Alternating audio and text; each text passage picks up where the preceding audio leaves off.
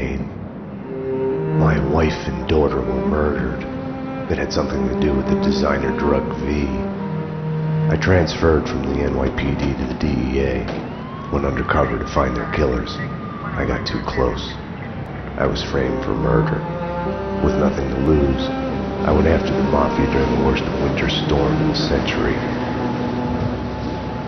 My first stop was Vinny Gagnetti, a lowlife in the habit of taking his frustrations out on underage call girls. I left him bleeding in an alley after I'd gotten what I wanted out of him.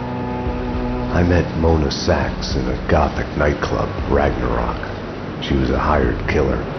We were after the same man, her sister's sadistic husband.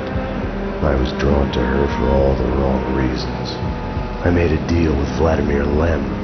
The Russian was a smooth operator. He helped me get to the mob boss I was after, but I was in over my head. The government was involved. A mystery man called Alfred Woden told me the name of my real enemy, Nicole Horn. Woden and Horn were both members of a secret society, the Inner Circle. She was behind V, behind everything. While working for the DA, my wife had accidentally seen papers that incriminated Horn. Woden promised to take care of the charges against me if I took Horn out.